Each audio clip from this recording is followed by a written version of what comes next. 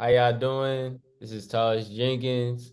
I'm back on behalf of Black Mental Wellness out of Washington, D.C. I am an intern. Today I have a special guest with me. Not only my friend, not only my brother, but a great mentor.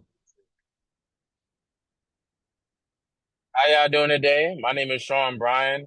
Uh, First off, I want to thank Taj for bringing me on. It's wonderful to be able to just speak, and he's been doing wonderful things, and I'm just grateful to be able to just share to the pot of success that's been going on. Would you like me to get into a little bit about myself? Yes, sir. Please, please. Absolutely. So my name is Bryan. I was born and raised in Long Island, New York. That's where me and Taj have met back from high school. As a couple years go by, I decided to take the step, the leap, and move all the way to Maryland to attend Towson University, where I played Division I football for 4.5 years. And within that moment, that was wonderful. It done a lot of things for me, and it taught me a lot. To which now made me pivot, where I'm getting my MBA right now, currently from the illustrious Morgan State University. That's perfect, bro. That's fire. Thank you. So now, SB.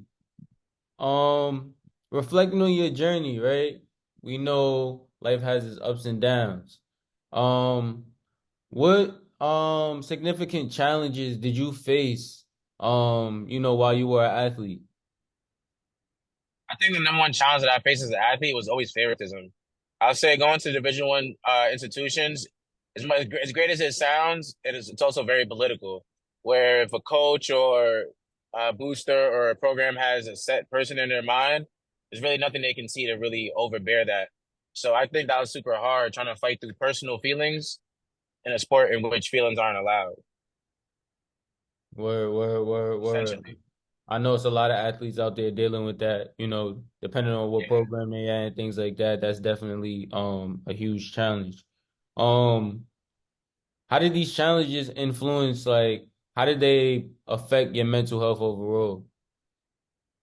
I would say it definitely had my mental health in a super tough place. In college, you start questioning your habits, you start questioning everything you did to this point. You start wondering what you can do better and how you can be better at certain things, and start questioning your friendships. You even start questioning God. If you're religious, and it's super tough. It affected it for sure, but I found ways to help cope with that at some points. That's what I was gonna get into next. So what resources did you use to, help cope? What resources that I use to help cope? Yeah. Uh, a couple resources that I used that helped me cope was really, this is gonna sound interesting, but honestly, my friends that didn't play any sports, those are the Wow. ones that really kept me sane in college because, being around other athletes, you can complain to them about the issue, but they kind of understand too much and you kind of want someone to just listen to you and just feel for you. And Mhm. sometimes to get some good opinions, you have to go outside the box or go out of the room that you're always in. So Not I for was saying being close to like my friends that didn't play sports, that helped a lot. Um, my mom and dad definitely had a very big role in cheering me up and pushing me forward. And on top of that, probably my closest friends from back home, they definitely helped me in staying motivated. And all those together really helped me get through those tough times. That's tough. That's tough. Now, with all of that being said, um, how did you balance the expectations and demands of your life?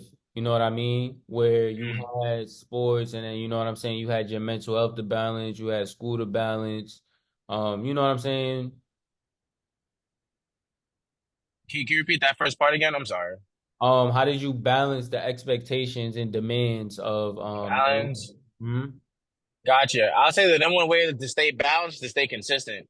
I hmm noticed that when I was most consistent, it was a lot easier to balance certain things because once you get into a routine, nothing can really break that routine unless you step out of it. And hmm if you have a healthy routine, then things will be easy to balance, essentially. So Word. I would say just picking the right friends or allowing yourself to be with the right friends or in the right room that align to what you need to balance. hmm Whether that be making sure that I'm around football centric people so I stay motivated in football, making sure I'm around people that care about education so I make sure I'm doing good in school, and I make sure I'm around people that value their mental health, whether they're football players or a math geek. It don't Mm. matter. So Word, word, that word. was a really good way to balance routine and friendships. Blueprint, you gotta have a plan with everything for sure. Absolutely. Um, to wrap this all up, bro. Um, what is some advice you would give a young black athlete? You know what I'm saying? In today's up and coming time, technology is a big factor with a lot of things that go on between athletes. We got NIL and all of that extra stuff now. So like what is some advice you would give an athlete, preferably a black athlete, young black athlete? Advice. I have a bunch of words in my head, and I think I'm gonna just say it, and maybe at the end of it, we can best put it into a great phrase. Mhm. But the advice I would give to them is that, stand on your truths and beliefs. Like you are right, my black king. Like what you think is right, what you think is good, what looks right and feels right to you, walk in that.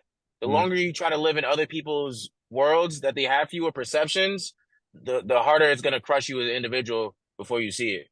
And the moment you start doing what you want to do, the moment you start making decisions that you really want and learning how to say no, you're really gonna step into the true potential that God has for you.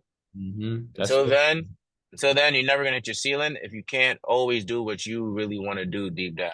And that That's goes on all facets. To give mhm. you an example, I always wanted to go into my head coach's office when I was a sophomore and tell him, "Yo, why are you not playing me? Why are you not playing me? You know I'm better than this guy in front of me."